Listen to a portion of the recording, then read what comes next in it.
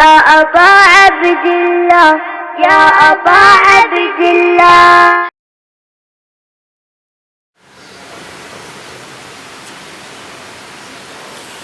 اعوذ باللہ من الشیطان الرجیم بسم اللہ الرحمن الرحیم الحمد للہ الذی لا یبلغ مدحتہ القائلون ولا یحصی نعماءہ العادون ولا یعدی حقہ المجتہدون الذی لیس لصفتہ حد محدود ولا نعت موجود ولا وقت معدود ولا اجل ممدود فطر الخلائق بقدرته ونشر الرياح برحمته الصلاة والسلام على الرسول المسدد المصطفى العمجد المحمود الأحمد سیدنا و مولانا و مولا الکونین جد الحسن والحسین عانی ابو القاسم محمد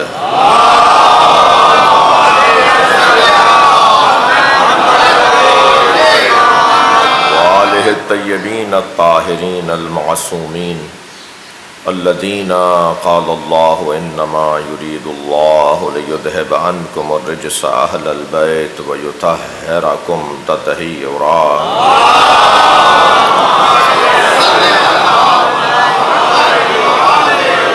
ولعنۃ اللہ علی اعدائہم اجمعین من یوم عداوتہم الی قیام یوم الدین اما بعد قال الحکیم فی قرآن الکریم بسم اللہ الرحمن الرحیم والعصر ان الانسان لفی خسر الا الذین آمنوا وعملوا الصالحات وتواصوا بالحق وتواصوا بالصبر صلوات.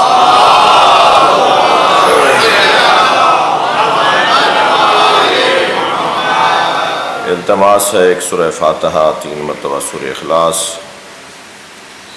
مرحوم مغفور سید علی متقی جعفری ابن سید احفاد حسین جعفری پاک فوج کے ذمہ داران اہلکاران امدادی کارروائیوں میں شہید ہوئے ہیں، جاں بحق ہوئے ہیں. انہوں نے خدمت کے رستے میں جان دی ہے.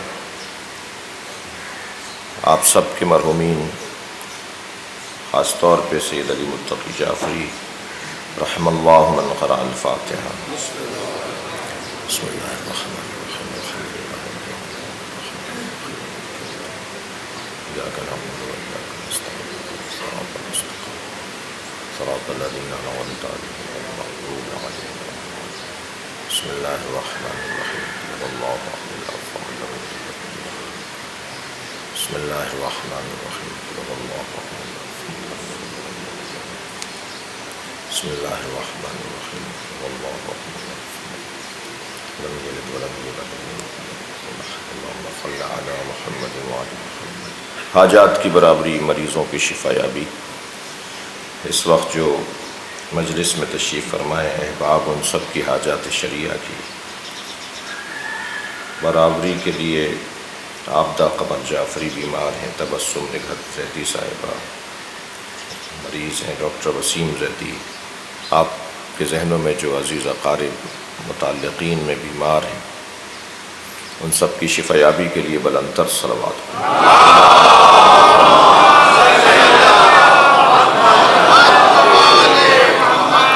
اس سے بہتر اور بلند صلوات.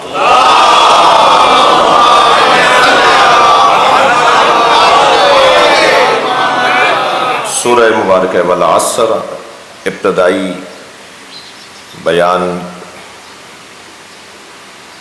اللہ قسم کھا رہا ہے ایک زمانے کی جو 63 برس کا زمانہ ہے، اور ایک لمحے کی جو عصر عاشورہ ہے. اس سے مراد عصر عاشورہ ہے اور اس سے مراد عصر مصطفیٰ ہے. دونوں ائمہ اہل بیت کی روایات کی روشنی میں مراد لیے گئے ہیں. والعصر قسم ہے عصر مصطفیٰ کی، انسان خسارے میں ہے. والعصر قسم ہے عصر عاشور کی، انسان خسارے میں ہے۔ یہ دونوں معنی متضاد نہیں ہیں، متصادم نہیں ہیں، بلکہ ایک دوسرے کی تشریح کر رہا ہے۔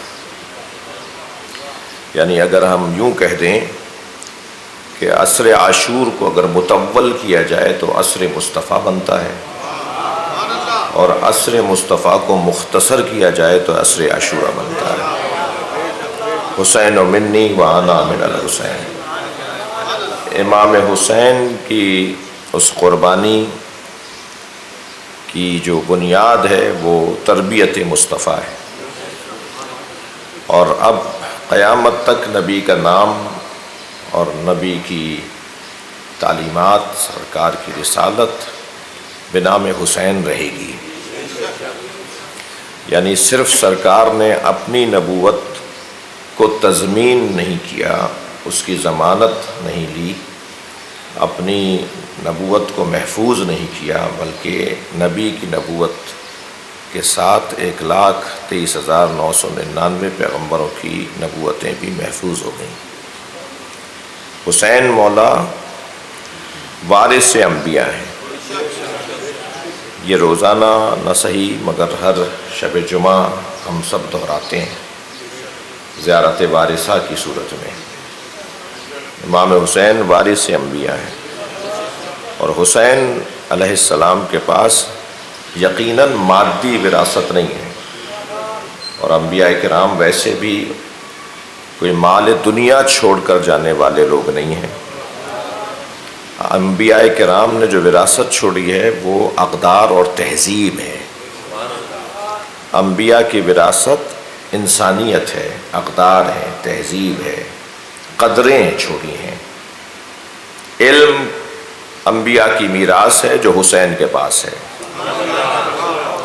تعظیم ملائکہ حضرت آدم کی میراث ہے جو حسین کے پاس ہے۔ وہ فرشتے جو حضرت آدم کو سجدہ کر رہے تھے اب روزانہ کربلا حسین کو سلام کرنے آتے ہیں۔ صلوات پڑھیں گے محمد و آل محمد۔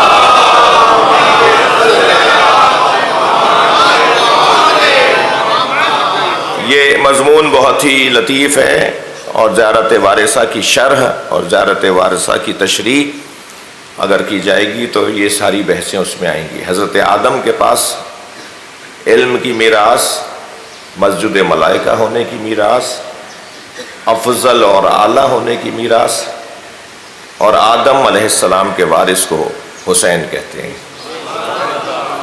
حضرت نوح کے پاس طویل مدت تک تبلیغ کی میراث ہے، یعنی 2500 سالہ زندگی، 900 سال تک تو صرف کشتی بنائی۔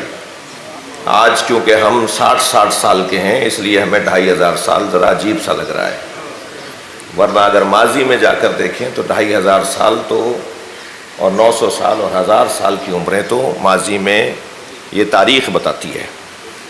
تو 2500 سالہ زندگی جس نے تبلیغ کی ہو، جس کی حیات 2500 سالہ ہو، طویل حیات تک جس نے، طویل زندگی جس نے تبلیغ دین کی ہو، اس کے وارث کو حسین کہتے ہیں۔ تو 1400 سال کچھ زیادہ لگ رہے ہیں، 1400 سال تو کچھ بھی نہیں ہے، اور امام حسین وارث ہیں حضرت نوح کے۔ یہی کیفیت حضرت ابراہیم کی وراثت کی ہے، یہی کیفیت حضرت موسیٰ کی وراثت کی ہے، یہی کیفیت حضرت عیسیٰ کی وراثت کی ہے۔ یہ ایک حسین و لطیف، اس پہ بہت سے علماء نے خطابات بھی کیے ہیں، بہت سی کتابیں بھی لکھی ہیں۔ حسین وارث انبیاء، اور تمام انبیاء کی وراثت امام حسین کے پاس ہے۔ اس کا دم اور وزن ایک طرف، اور اکیلے مصطفیٰ سرکار کی میراث حسین کے پاس ہے، اس کی میراث ایک طرف۔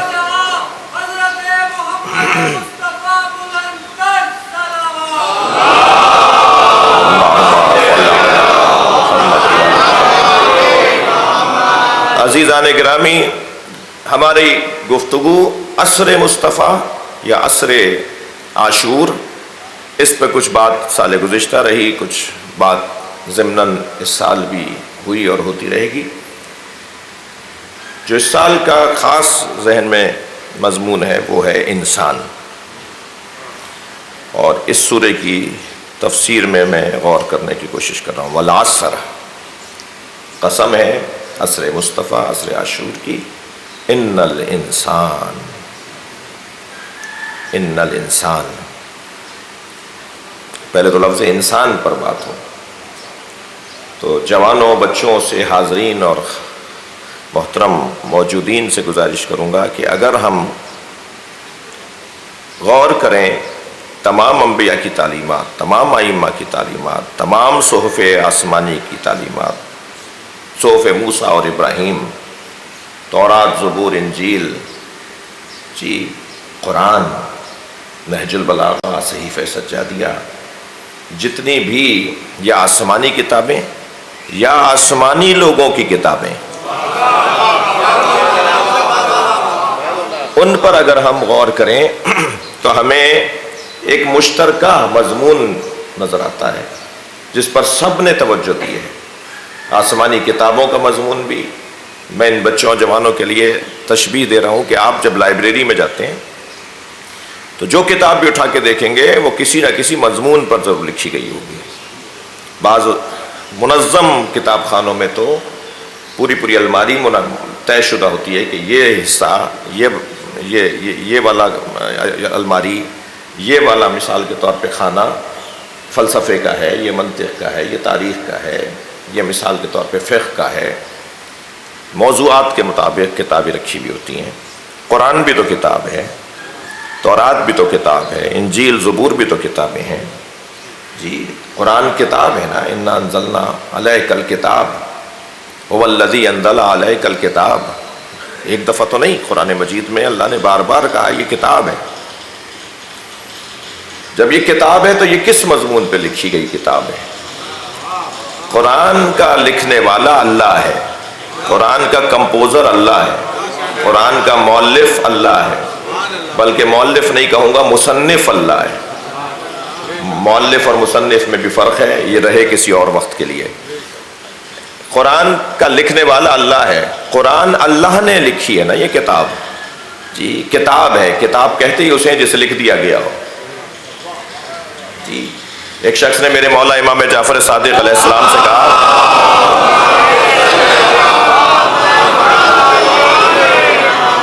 یا ابن رسول اللہ، امی کا کیا مطلب ہے؟ جو سرکار کے لیے قرآن میں لفظ آیا ہے امی، یہ نبی امی ہے، اس کا کیا مطلب ہے؟ میرے معصوم امام نے فرمایا لوگ کیا سوچتے ہیں، لوگوں کے ذہنوں میں کیا ہے؟ فرمایا یا ابن رسول اللہ، لوگ یہ سوچتے ہیں کہ نبی کو لکھنا نہیں آتا تھا۔ تو حضرت نے فرمایا جو میرے جد کے لیے ایسا سوچتا ہے اس پہ وائے ہو۔ کیا انہوں نے قرآن کی آیت نہیں پڑھی؟ هو الذی بعث فی الامیین رسولا منہم یتلو علیہم آیاتہ ویزکیہم ویعلمہم الکتاب والحکمہ۔ وہ اللہ جس نے مبعوث کیا اپنے رسول کو امیوں میں، جس کا پہلا کام یہ ہے کہ یتلو علیہم آیاتہ، جو اللہ کی آیات کو تلاوت کرتا ہے۔ دوسرا کام ہے یزکیہم، تیسرا کام ہے یعلمہم الکتاب والحکمہ۔ معصوم نے تعجب وائے ہوں لوگوں پہ جو یہ سوچتے ہیں کہ میرے جد کو لکھنا نہیں آتا تھا۔ قرآن تو کہہ رہا ہے وہ لکھنا سکھانے آئے تھے۔ صلوات پڑھیں محمد و آل محمد۔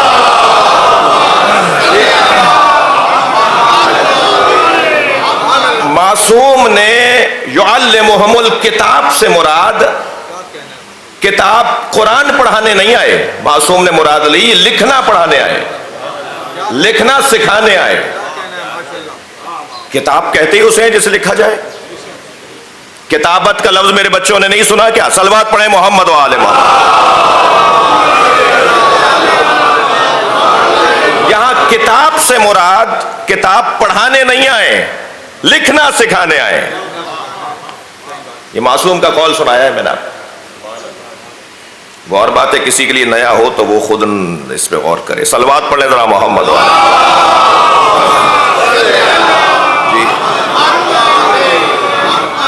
اس لیے کہ یتلو علیہم آیاتہ، جب پہلے بیان ہو چکا کہ قرآن کی تلاوت کرنے آئے تو قرآن کی تعلیم تلاوت کے ساتھ ہی تو ہے، تلاوت تعلیم کے ساتھ ہی تو ہے۔ وہاں تعلیم کتاب یتلو علیہم میں سما گیا، یہاں یعلمہم الکتاب والحکمہ، وہ لکھنا سکھانے کے لیے آئے اور حکمت سکھانے کے لیے آئے۔ میرے جد لکھنا نہیں جانتے تھے، اللہ اکبر۔ ذرا نظر اصلاح کریں، نظر ثانی کا لفظ تو ادب میں بولا جاتا ہے، ان کا ادب ہی کیا جو رسول کا ادب نہ کریں۔ میں ان کے لیے کوئی یہی کہ وہ اپنی اصلاح کریں جو کہتے ہیں کہ نبی کو لکھنا نہیں آتا تھا۔ جی سرکار کو اللہ نے قلم بولا ہے، نون والقلم وما یسطرون، نون قسم ہے اس قلم کی اور ان سطروں کی جو اس قلم سے لکھی جاتی ہیں۔ وہ قلم ہے کیا کہ جس کی اللہ قسم کھا رہا ہے۔ حدیث مبارکہ نے رہنمائی کی، اول ما خلق اللہ القلم، سب سے پہلے اللہ نے قلم کو خلق کیا۔ صفحہ پلٹا تو ایک اور حدیث کی زیارت ہوئی، اول ما خلق اللہ العقل، اللہ نے سب سے پہلے عقل کو خلق کیا۔ اسی کتاب میں حدیث نظر آئی، اول ما خلق اللہ نوری، اللہ نے مجھ مصطفیٰ کے نور کو سب سے پہلے خلق کیا۔ یا رسول اللہ، قلم پہلے بنا، عقل پہلے بنی، یا آپ کا نور پہلے بنا؟ عجب نہیں آواز آئے کہ جب قلم اور عقل کے ساتھ یہ میں نے کہہ دیا کہ اللہ نے سب سے پہلے میرے نور کو بنایا، تو اتنی تو تمہیں سمجھ ہونی چاہیے کہ جو میرا نور ہے وہی قلم ہے، وہی عقل ہے۔ صلوات پڑھیں محمد و آل محمد۔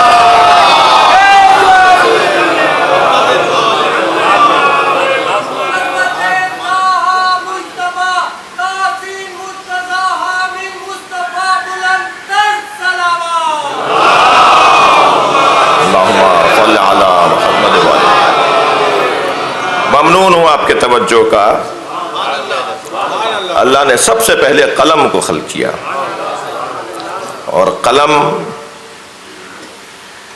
یعنی نور مصطفیٰ، عقل یعنی سرکار کی ذات۔ یہ بات ہم اس عزاخانے میں ایک سال کر چکے ہیں، مجھے یہ نہیں کہ پچھلے سال یا اس سے پچھلے سال، کہ سرکار نے جو قلم ہاتھ میں نہیں لیا اس لیے نہیں کہ لکھنا نہیں آتا تھا۔ جی میں ایک اور جملہ، ایک قاعدہ ان جوانوں اور بچوں کو دوں، ہم تاریخ سے عقائد نہیں سمجھیں گے، عقائد سے تاریخ کو پرکھیں گے۔ مجھے مت کہنا بعد میں کہ فلاں تاریخ میں لکھا ہوا ہے کہ سرکار نے فرمایا بتاؤ کہاں کیا لکھا ہے، میں اسے کاٹ دوں۔ یہ تاریخ میں لکھا ہے، عقائد میں نہیں لکھا۔ ہم عقائد کی روشنی میں تاریخ کی سند کو دیکھتے ہیں، ہم تاریخ کی روشنی میں عقائد کو نہیں پرکھتے۔ تاریخ پر بحث ہو جائے گی اس کے استناد پر، اس کے صحیح اور غلط ہونے پر، مگر عقائد کے پیچھے قرآن ہے اور حدیث ہے۔ تو یہ قاعدہ بنا کر جائیں اپنے ذہن کے اندر کہ تاریخ کا حوالہ جب عقائد کی بات ہو تو نہ دیں۔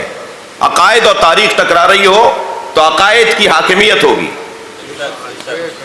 ہاں ساتھ ساتھ چل رہے ہوں، دونوں ایک دوسرے سے ہم آہنگ ہوں تو کیا ہی کہنا ہے، لیکن اولویت اور ترجیح عقائد کو حاصل ہے، جس کے پیچھے آیت ہوتی ہے، جس کے ساتھ روایت ہوتی ہے، جس کے ساتھ حدیث ہوتی ہے۔ سرکار نے قلم جو ہاتھ میں نہیں لیا، وہ اس وجہ سے سرکار نے کبھی قلم کو ہاتھ نہیں لگایا، اس لیے کہ اگر کبھی توجہ کبھی کسی نے ایک مرتبہ بھی لکھتے ہوئے دیکھ لیا ہوتا تو بولتا یہ قرآن انہوں نے لکھا ہے۔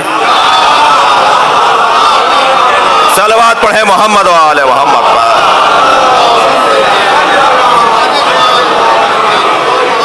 ہم قلم کو ہی ہاتھ نہیں لگائیں گے، اللہ کا کلام اللہ ہی کا رہے۔ جس درجے پر نبی کا علم ہے، جس درجے پر نبی کی معرفت ہے، جس درجے پہ سرکار کا معیار علم ہے، بھائی زیادہ بات کروں گا تو کر سکتا ہوں، اور وہ زیادہ بات نہیں ہوگی، حق بات ہوگی، مگر مضمون سے ہٹنے کا خوف ہے۔ نبی کا علم کس درجے پر ہے اسے سمجھنے کے لیے طویل گفتگو کی ضرورت نہیں ہے. مولا علی کا اس قول کو سمجھنے کی ضرورت ہے کہ ھذا لعاب النبی. صلوات پڑھیں محمد و آل محمد.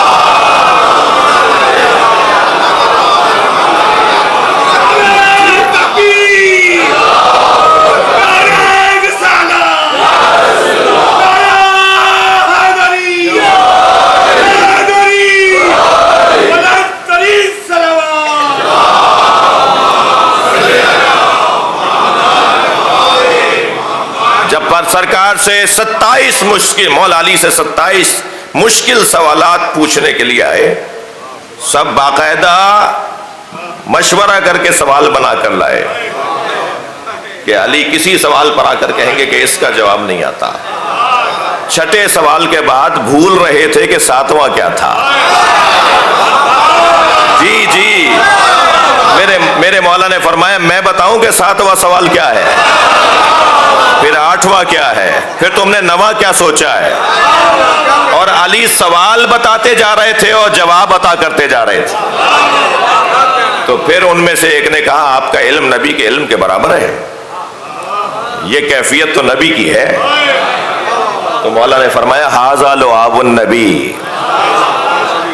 میں نے نبی سے لعاب دہن لیا کہ یہ علم مجھے ملا ہے.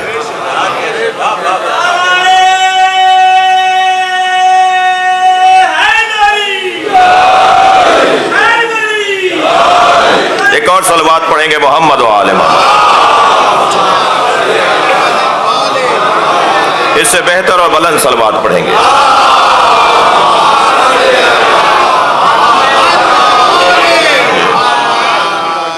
بھائی آپ کی ذوق سماعت دیکھ کے مجھے علامہ اظہر حسن زیدی کا ایک جملہ یاد آ رہا ہے.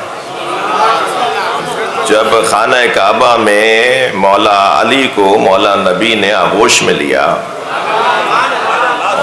اور پہلی گھٹی اپنا لعاب دہن دیا، اور مولا علی نے لعاب دہن مصطفیٰ سے پہلی گھٹی لی ہے، تو یہ پہلی گھٹی تھی یا علم اور معرفت منتقل ہو رہا تھا؟ اور اس کیفیت کو مولا علی نے فرمایا ذقنی رسول اللہ ذقن ذقا. مولا علی فرماتے ہیں رسول اللہ نے مجھے علم ایسے منتقل کیا جیسے پرندہ اپنے بچے کو دانہ دیتا ہے. یہ نہیں فرما رہے جیسے ماں اپنے بچے کو دودھ دیتی ہے. تعبیر تو دیکھیے، یہ نہیں فرما رہے جیسے ماں اپنے بچے کو دودھ پلاتی ہے. فرما رہے ایسے مجھے رسول اللہ نے علم دیا جیسے پرندہ اپنے بچے کو دانہ دیتا ہے. اس لیے کہ ماں اپنے بچے کو جو دودھ پلاتی ہے وہ دودھ پی کے دودھ نہیں پلاتی، 85 چیزیں کھا کر دودھ پلاتی ہے. اس نے خود کچھ اور لیا ہوتا ہے، دے کچھ اور رہی ہوتی ہے. مگر پرندہ وہی دیتا ہے بچے کو جو وہ خود لے کر آتا ہے. صلوات پڑھیں محمد و آل محمد. سبحان اللہ. زقنی زقنی رسول اللہ.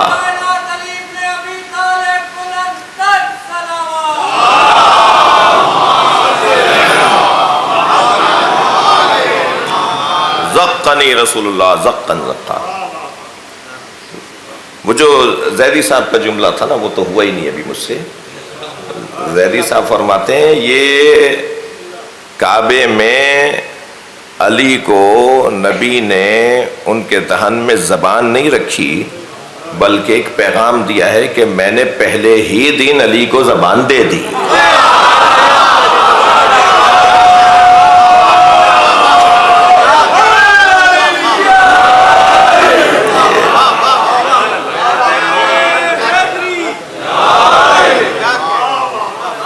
لہذا نبی مکرم کا علم یہ ایک حسین بحث، علم نبوت، علم نبی، عصر مصطفیٰ یا عصر عاشور. میں بار بار اس احساس کے ساتھ کہ مجھے مضمون پر بات کرنی ہے، والعصر، قسم ہے زمانے کی، قسم ہے عصر عاشور کی، ان الانسان،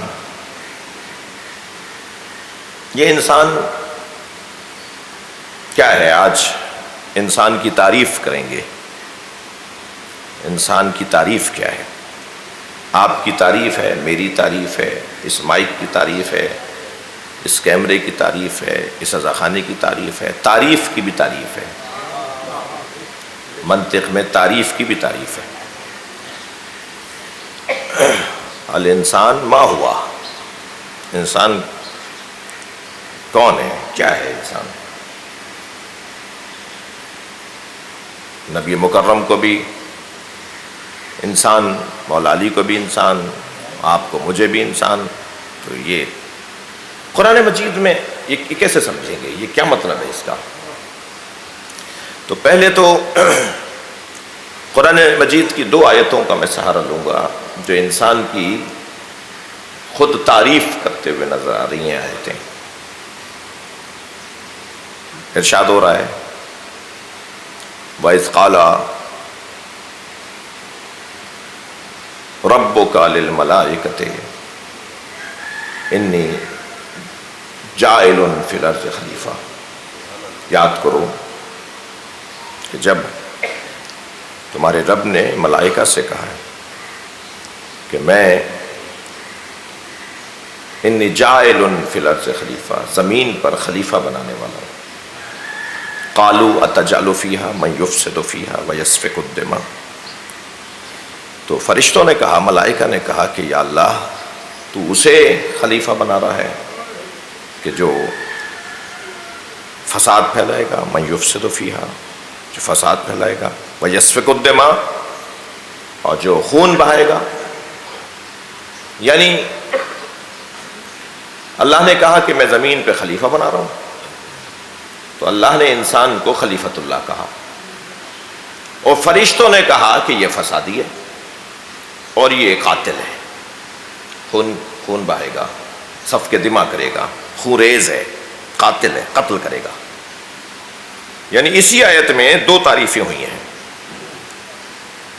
ایک تعریف اللہ کر رہا ہے کہ میں خلیفہ بنا رہا ہوں، اور ایک تعریف فرشتے کر رہے ہیں کہ یہ فسادی ہے، یہ خونریز ہے.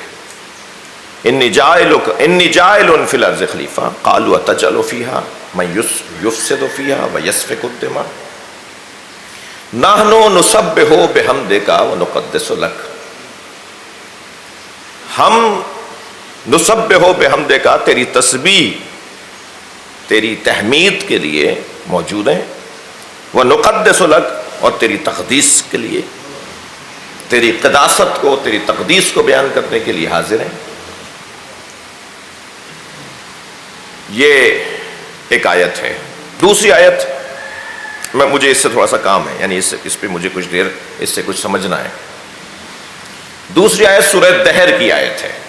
یہ سورہ مبارکہ بقرہ کی آیت ہے، آیت نمبر 30 ہے. اور اب جو دوسری آیت پڑھ رہا ہوں وہ سورہ دہر کی آیت ہے، جس میں اللہ ارشاد فرما رہا ہے حل اتی علی الانسان حین من الدہر لم یکن شیئا مذکورا فجعلناہ،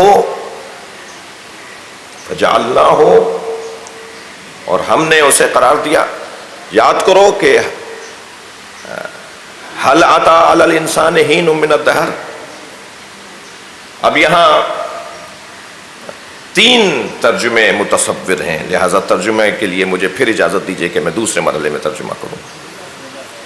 حل اتی علی الانسان حین من الدہر لم یکن شیئا مذکورا فجعلناہ، اور ہم نے اسے قرار دیا ہے کیا؟ سمیعا بصیرا. انا خلقنا الانسان من نطفۃ امشاج نبتلیہ. یعنی سورہ دہر کی پہلی 2 آیتیں، اور دونوں آیتوں میں اللہ نے انسان کا لفظ 2 دفعہ استعمال کیا، یعنی 2 مرتبہ انسان بولا ہے. ایک ہی انسان میں دونوں باتیں نہیں کی ہیں. مثلا حل اتی علی الانسان حین من الدہر لم یکن شیئا مذکورا، حل اتی علی الانسان، ایک مرتبہ انسان بولا.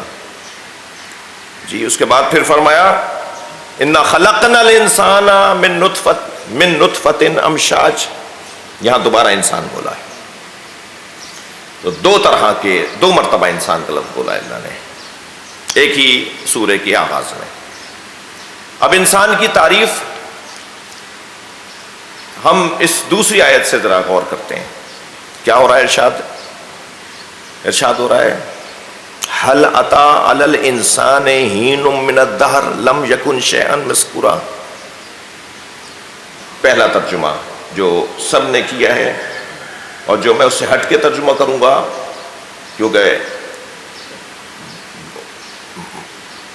مائک پر بات کر رہا ہوں، ریکارڈ ہو رہا ہے، اہل دقت بیٹھے ہیں، مطالعہ کرنے والے بیٹھے ہیں، تو بغیر مشورے کے اساتذہ سے رابطہ کیے بغیر وہ میں دوسرا ترجمہ نہیں کر رہا جو اب کرنے جاؤں گا۔ جی آج کوئی شاید 1 گھنٹہ میں نے اپنے سینئر سے، اپنے بزرگوں سے اس ترجمے پر ان سے بات کی ہے۔ سوچتے ہیں طالب علم ہے، ایک صلوات پڑھے ذرا محمد والا۔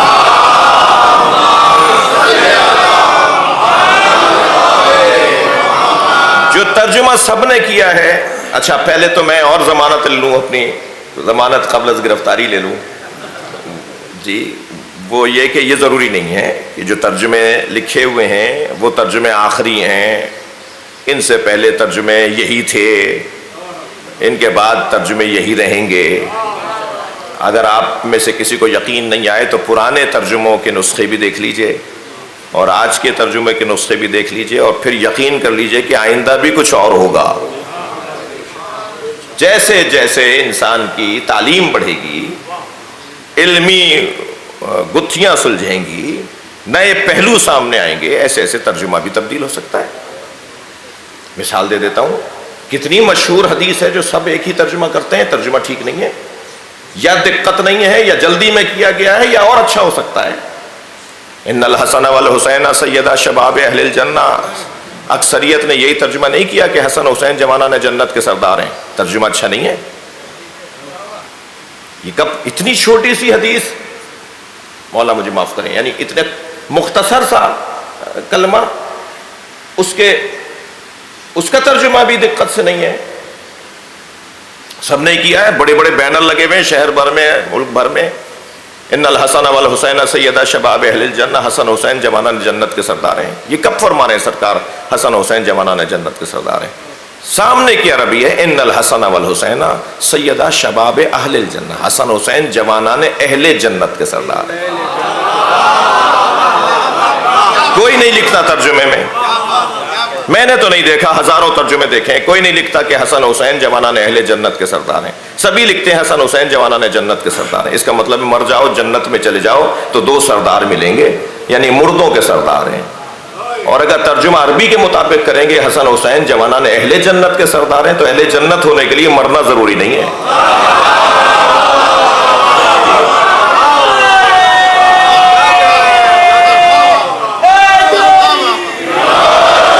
اسی دنیا میں اہل جنت بن جاؤ، حسنین تمہارے سردار ہیں، اور جس دنیا میں حسنین سردار ہوں وہ دنیا کہاں ہے؟ وہی تو جنت ہے۔ صلوات پڑھیں محمد و آل محمد۔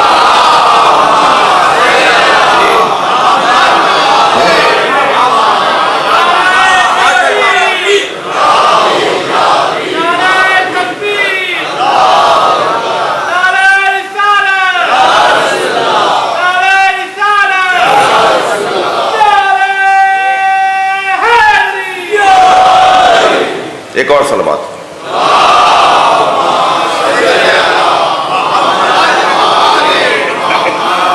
تو ایسا ہو سکتا ہے نا، یعنی اس سے زیادہ اور روشن مثال کیا ہوگی کہ ترجمہ اور بہتر ہونا چاہیے، ترجمہ اور اچھا ہونا چاہیے۔ اب اس آیہ کریمہ کا جو سورہ دہر میں انسان کی تعریف اللہ کر رہا ہے، اللہ انسان کے بارے میں ارشاد فرما رہا ہے، هل اتی علی الانسان حین من الدہر لم یکن شیئا مذکورا۔ جو زیادہ تر ترجمہ مل رہا ہے وہ کیا مل رہا ہے؟ کیا انسان پر ایسا وقت نہیں آیا جب وہ قابل ذکر نہیں تھا؟ جی خود اسی ترجمے سے کچھ استفادہ ہوگا۔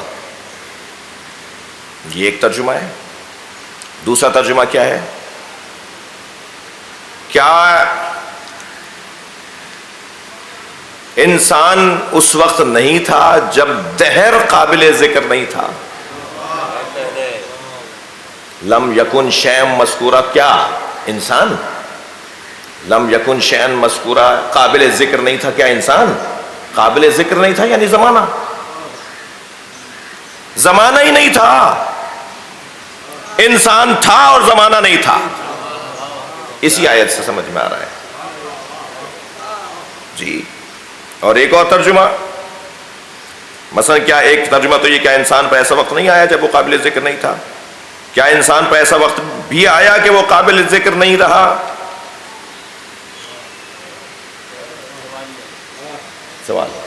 سوال استفہام انکاری. کیا انسان پر ایسا وقت نہیں آیا؟ کیا انسان پر ایسا وقت آیا کہ وہ قابل ذکر نہیں تھا؟ ہاں ایسا وقت آیا کہ وہ قابل ذکر نہیں تھا. کوئی تھا ہی نہیں جو ذکر کرتا. وہ انسان تھا اور کوئی ذکر کرنے والا نہیں تھا.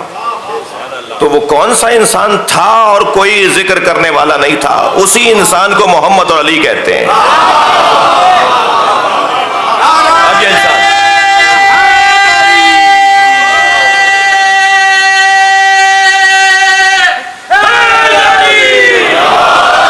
تو اب انسان کے بارے میں یہی آیت انسان کے بارے میں، اسی آیت سے ہم تین مختلف استفادے کر سکتے ہیں.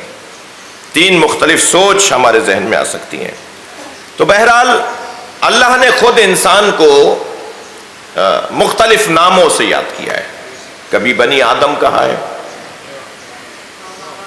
کبھی بشر کہا ہے، کبھی انسان کہا ہے، کبھی خلیفۃ اللہ کہا ہے.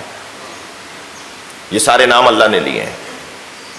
یا بنی آدم ان لا تعبدوا الشیطان. اچھا آپ تسلی دیجئے، الجھ تو نہیں رہے مجھ سے آپ؟ یہ کیا صبح صبح بحث لے کے بیٹھ گئے؟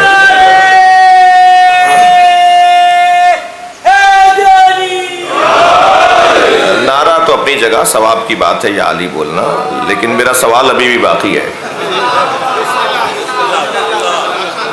بہت شکریہ. یا بنی آدم، اللہ نے انسان کو بنی آدم کہہ کے پکارا. یا بنی آدم ان لا تعبدوا الشیطان. اے بنی آدم کیا تم سے الم احد یا بنی آدم ان لا تعبدوا الشیطان. اے بنی آدم کیا اللہ نے تجھ سے عہد نہیں لیا کہ تو شیطان کی پیروی نہیں کرے گا؟ یہاں بنی آدم. قل انما انا بشر مثلكم يوحى الي انما الهكم اله واحد فمن كان يرجو لقاء ربه فليعمل عملا صالحا ولا يشرك بعبادة ربه احدا. سورہ دہر، سورہ رعد. وہاں اللہ نے انسان کو بشر کہا ہے. پھر اسی انسان کو اللہ نے انسان کہا ہے. تو ہم بنی آدم کے طور پہ جانیں، بشر کے طور پہ جانے. اچھا بشر جس کا ایک جیسا پن ہونا، دو آنکھیں، دو ہاتھ، دو پیر، کان، ناک، بشر سے بشر ہے. چمڑی، کھال، ظاہر، سانچہ، ڈھانچہ، حلیہ، جی اس کو کہتے ہیں یہ بشر. جس کا بشر، جس کی کھال، جس کا ظاہر. تو یہاں تو نبی فرما رہے ہیں اپنے آپ کو کہ میں، قل میرے حبیب ان سے کہہ دو انما انا بشر مثلکم، میرے نبی ان سے کہہ دو کہ میں تمہاری طرح بشر ہوں. جی انما الہکم الہ واحد یوحی الی انما الہکم الہ واحد. مجھ پہ مسلسل وحی آتی ہے، تمہارا اللہ الہ واحد ہے. فمن کان یرجو لقاء ربہ، جو اللہ سے ملنے کا مشتاق ہے، فلیعمل عملا صالحا ولا یشرک بعبادتہ ربہ احدا. وہ عمل صالح انجام دے اور اللہ کے ساتھ کسی کو شریک قرار نہ دے.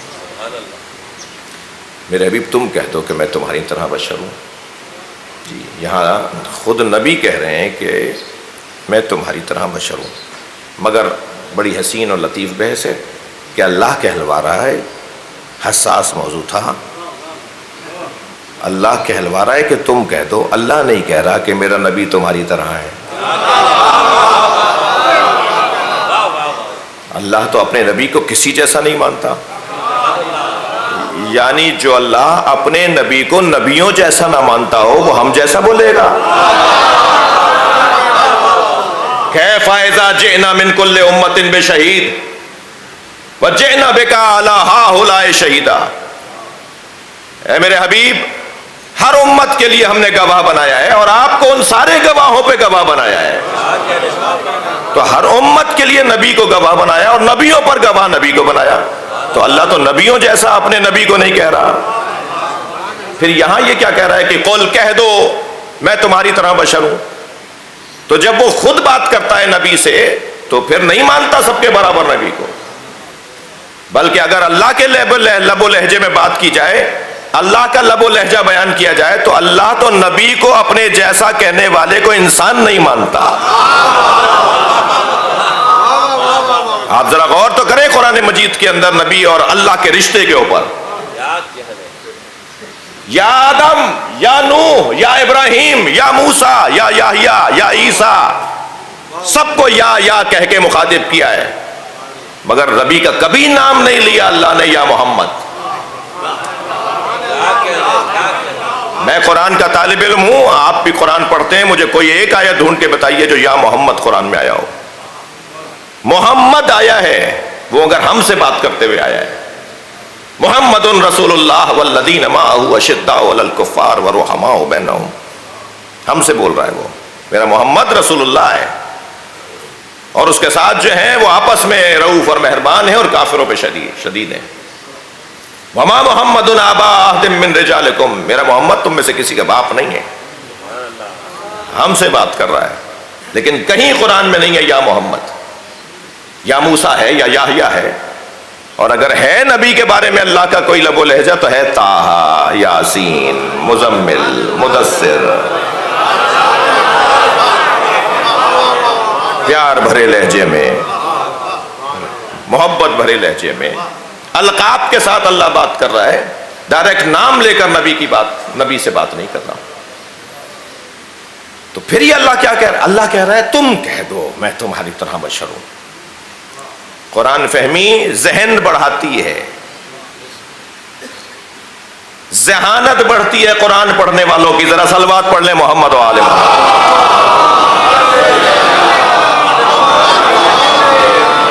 कुरान पर गौर करने वाले ज़हीन साबित हो सकते हैं अगर कुरान पे गौर करें। जी उलूम तो बहुत हैं, कुछ देर के लिए जरा एक कान से दूसरे कान से निकाल लीजिएगा बात, मगर वही करूंगा मैं।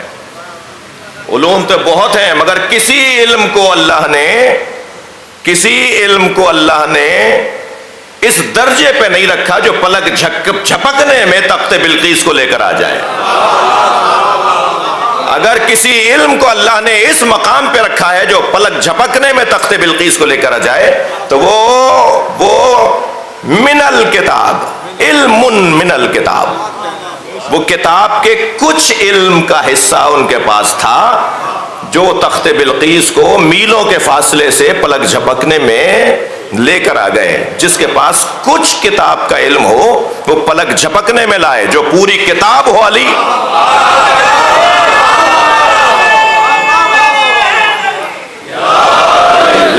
लिहाजा इस किताब पर गौर करने वाले उस खत में, लाइन में तो उसी में है ना जिसकी सरदारी अली कर रहे हैं, जिसके सरदार को हुसैन कहते हैं।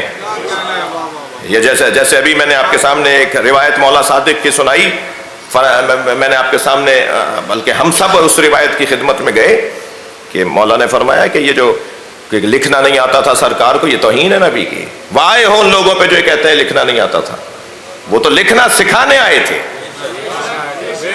तो कुरान, मुझे इजाजत दीजिए कि इस बहस को कल मुकम्मल करूं, वक्त तंग हो रहा है, मगर इतना कहता हुआ गुजरूंगा कि इंसान इंतहाई मुश्किल मखलूक है। इन्नल इंसाना लफी खुस्र, इंतहाई मुश्किल मखलूक जिसको रोजाना नई शनाख्त की जरूरत है, जिसको रोजाना नए जाविये की जरूरत है। कल का इंसान आज का नहीं है और आज का इंसान कल का नहीं रहेगा।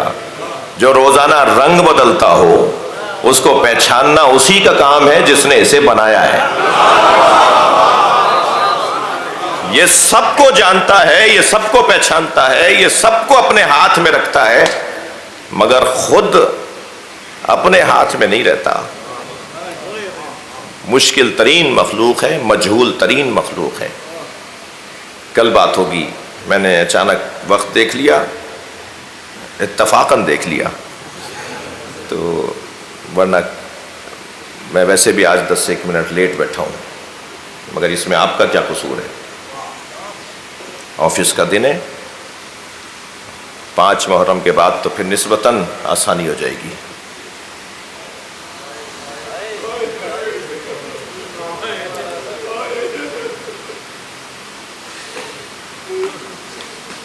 انسانوں کی انجمن ہے جسے کربلا کہا جاتا ہے. اور انسان بھی کون؟ انسان اکمل. انسان نہیں بلکہ انسان بنانے والے لوگ. اور ایسے اکمل انسانوں کی سرزمین ہے کہ انہوں نے جو نصاب کربلا کی ریت پر لکھا ہے، وہ نصاب قیامت تک مجلسوں کی صورت میں بہتر انسان بنانے کا ذریعہ ہے. یہ مجالس انسانوں کو بہتر انسان بنانے کا ذریعہ ہے. ہم سب کو واعظ کی ضرورت ہے میرے عزیزوں، ہم سب کو نصیحت کی ضرورت ہے. ہم سب کو کوئی تو ہو جو ٹوکے، یا ہم اپنے آپ کو طے کر لیں کہ ہم خود سے تلاش کریں گے کہ کون ہمیں ٹوکے، یا اگر کوئی ٹوک رہا ہو تو اسے عزیز رکھیں، ورنہ یہ بے قابو ہو جاتا ہے انسان. یہ اپنے ہی ہاتھ پیر کاٹنے لگتا ہے، یہ اپنے ہی ہاتھ سے اپنے گلے پہ چھری رکھ دیتا ہے. یہ اپنا ہی ایسا دشمن ہو جاتا ہے جو نقصان ہونے کے بعد احساس کا پھر فائدہ نہیں رہتا. اب تو احساس زیاں کا بھی فائدہ نہیں رہا، اس لیے کہ وقت گزر گیا. تو کیا کریں کہ نقصان سے پہلے توجہ ہو جائے. نقصان سے پہلے توجہ کو عزاداری کہا جاتا ہے، کربلا کی یاد کہا جاتا ہے. آ جاؤ آ جاؤ، حسین کے دروازے پر آ جاؤ. وہ تمہیں انسان رہنے دے گا یا بہتر انسان بنائے گا. کبھی غور کیا کہ اللہ نے ماہ رمضان میں دعوت پہ بلایا تھا نا؟ کبھی آپ نے کسی کو دعوت پہ بلا کے اس کے سامنے سے کھانا پینا ہٹایا؟ یہ اللہ نے دعوت پہ بلایا. یا ایھا الذین آمنوا یا ایھا الناس قد اقبل الیکم شہر اللہ الذی دعیتم فیہ الی ضیافۃ اللہ. نبی نے فرمایا نا، اللہ کا مہینہ آ رہا ہے جس میں اللہ نے تمہیں دعوت پہ بلایا ہے. تو اللہ نے دعوت پہ بلا کے ہمیں بھوکا رکھا. کھانا حرام، پینا حرام، پانی پیو گے تو حرام، گناہ کبیرہ. دعوت پہ بلا رہا ہے، بھوکا رکھ رہا ہے، کیونکہ خود وہ کھاتا نہیں ہے، خود وہ پیتا نہیں ہے. تو وہ اپنی دعوت پہ بلا رہا ہے تاکہ اس کھانے پینے کی الجھن سے باہر آؤ. یہ جو تمہارے بدن کو عادت ہو گئی ہے، تم نے سمجھ لیا ہے کہ زندگی یعنی کھانا پینا، تو میں نے تمہیں اپنی دعوت پہ بلایا تاکہ کھانے پینے سے باہر آؤ. یہ جلوہ ہمیں کربلا میں نظر آتا ہے.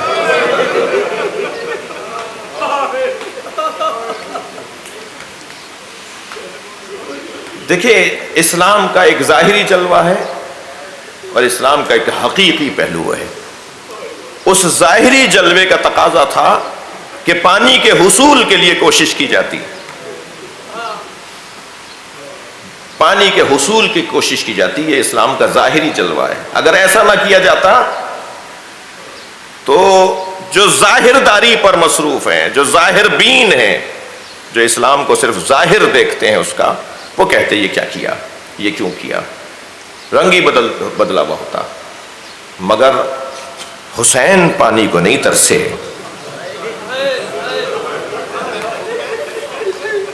آج تک پانی حسین کو ترس رہا ہے. حسین مولا کے لیے تو پانی کوئی بات ہی نہیں ہے.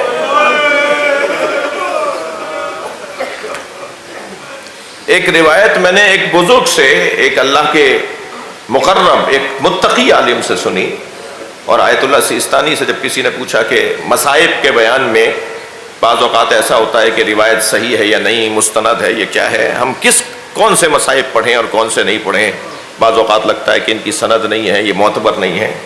تو انہوں نے ایک قاعدہ دیا ہے، 4-5 قاعدے دیے ہیں کہ ان قاعدوں کے مطابق مصائب پڑھا کرو. ان قاعدوں میں ایک قاعدہ یہ دیا ہے کہ مسموعات اتقیاء کو پڑھ دیا کرو. یعنی جو متقی علماء نے مصائب پڑھے نا، انہیں اگر تم نے یہ سوچ کر کے ایک متقی عالم نے پڑھے ہیں، ایک پرہیزگار عالم نے پڑھے ہیں، تو اس کو پڑھ دیا کرو یہ سوچ کر کے انہوں نے کہیں یقیناً دیکھا ہوگا، اگر تمہیں نہیں ملی سند اس کی. مجھے کچھ اس کی سند نہیں ملی، اس سال میں اس کی تلاش میں رہا، کئی جگہ رابطے کیے، کچھ کتابوں کا بھی پوچھا مگر مجھے نہیں ملی. لیکن میں نے ایک متقی عالم دین سے یہ مصائب کے جملے سنے کہ جب امام حسین نے اپنے گھوڑے سے اپنی پیاس کا اظہار کیا نا، مکالمہ کیا، بات کی اس سے، تو گھوڑے کو ایک جلال کی سی کیفیت ہوئی، اور امام کے ذوالجناح نے ایک پتھر پر پیر مارا. اجرکم اللہ. تو پتھر ٹوٹا اور اس سے چشمہ ابلا.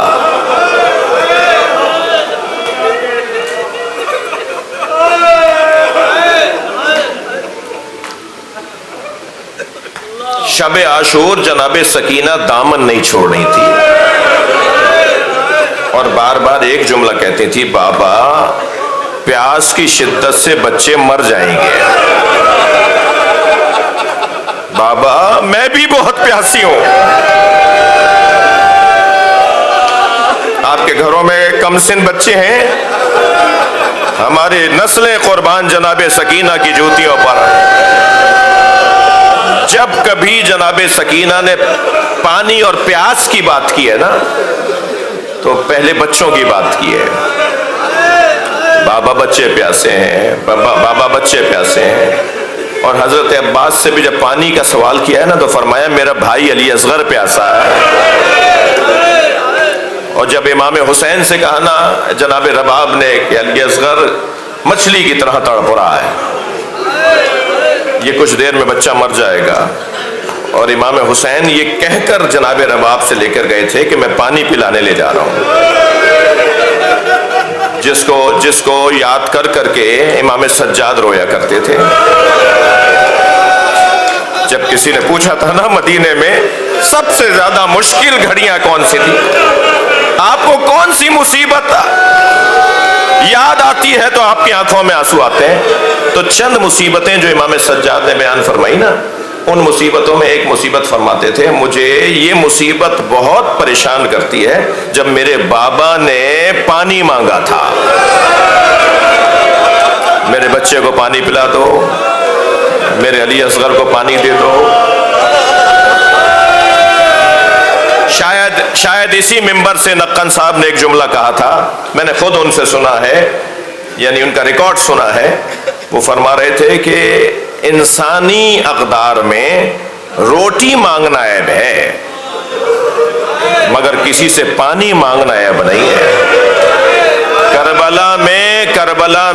کربلا میں بچے بھوکے بھی تو تھے، مگر قربان جائیں جناب سکینہ پر، کربلائی بچوں پر. کہیں نہیں ملتا کہ بچوں نے آواز لگائی ہو الجو الجو، ہمیں بھوک لگ رہی ہے، ہمیں بھوک لگ رہی ہے. کسی بچے نے یہ آواز نہیں لگائی. ہاں مگر کہا العطش، العطش، ہمیں پیاس لگ رہی ہے، ہمیں پیاس لگ رہی ہے. جب جناب سکینہ نے فرمایا نا بابا بچے پیاس کی شدت سے مر جائیں گے، تو بی بی کو امام حسین خیمے کی پشت پہ لے گئے اور ایک پتھر ہٹایا تو تازہ پانی ابلنے لگا، چشمہ ابلا. اب آپ سوچ سکتے ہیں کہ پیاسا بچہ تازہ پانی دیکھے تو اس کا کیا حال ہوگا؟ فوراً جناب سکینہ کے قدم بڑھے. بڑھتے ہوئے قدم امام حسین نے دیکھے تو آواز آئی نانا کی امت کی بخشش نہیں ہوگی. سکینہ اگر تم نے پانی پی لیا امت مصطفیٰ کی بخشش نہیں ہوگی.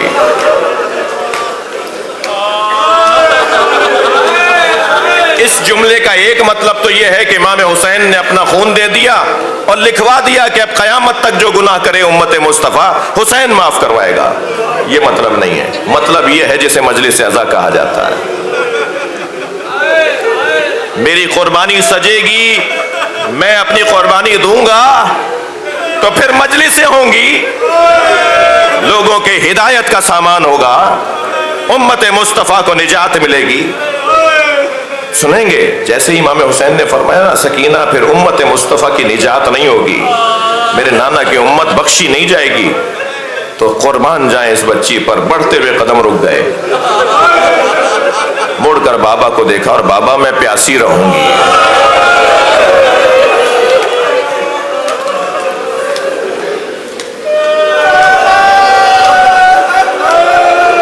امام حسین کربلا کے میدان میں بہت سے لوگوں کو قتل کرتے کرتے چھوڑ دیتے تھے.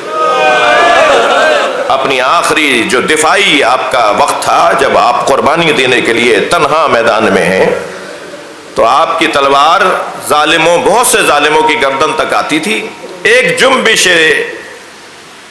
جنبش شمشیر پر اس کی گردن اڑا دیتے، مگر امام تلوار کھینچ لیتے تھے، اسے جانے دیتے تھے. ایک شخص نے اس منظر کو جب بارہا دیکھا تو جس طرف امام آ رہے تھے وہ امام کے سامنے گھوڑے پر آیا اور آواز دے کر کہنے لگا اے حسین تم لوگوں کو مارنے سے ہاتھ کھینچ لیتے ہو، میں نے بہت سے لوگ دیکھے ہیں جو تمہارے ہاتھوں مر جاتے مگر تم چھوڑ دیتے ہو، آخر سبب کیا ہے؟ تو امام کبھی کسی کا سر اڑا رہے تھے، کبھی کسی کو اپنا دفاع کرتے تھے. اسی کیفیت میں اسے جواب دے کے کہا ان کی نسلوں میں مومن آنے والے ہیں. کیا ہدایت کا نظام ہے! اجرکم اللہ، اجرکم اللہ. گریہ ہو گیا عزادارو، آپ کی آنکھوں میں آنسو آ گئے. مجلس مکمل ہو گئی. میرا بیان کا تقاضا ہے کہ آج 3 محرم ہے.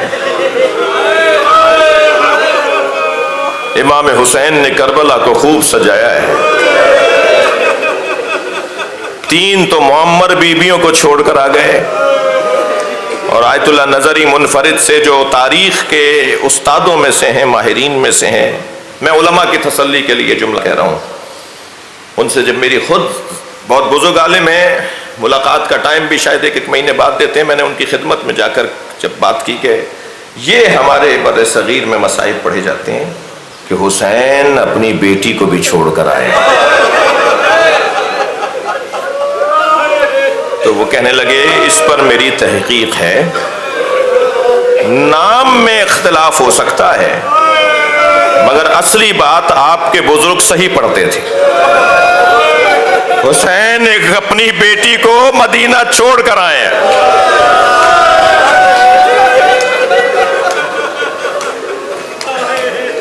اب آپ اس تصور میں جائیے، حسین مولا کی ساری بیٹیاں تو کربلا میں ہیں، جس بیٹی کو مدینہ چھوڑ آئے اس کا کیا حال ہوگا؟ اور جب قافلہ مدینے سے جا رہا ہوگا تو وہ کیا کر رہی ہوگی؟ بزرگ علماء نے ان جملوں کو پڑھا ہے کہ جب بیویاں محملوں پر بیٹھ رہی تھیں تو جناب فاطمہ صغرا علی اصغر کو گود میں لیے ہوئے تھیں کہ جب اماں رباب مانگیں گی کہ اب مجھے دے دو تو میں اپنے بھائی کو ماں کی گود میں دے دوں گی.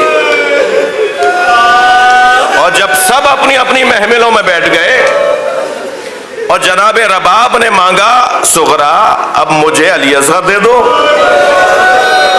تو بچہ ماں کی گود میں نہیں جاتا. بھائی جو رونے آئے ہیں اپنی آوازوں کو آزاد کریں گے. میں 2 جملے بس کہوں گا. بہت مانگا جناب رباب نے مگر علی اصغر ماں کی گود میں نہیں آتا. آگے بڑھ کر جناب زینب نے مانگا. یہ بچہ پھوپھی کی گود میں نہیں آ رہا.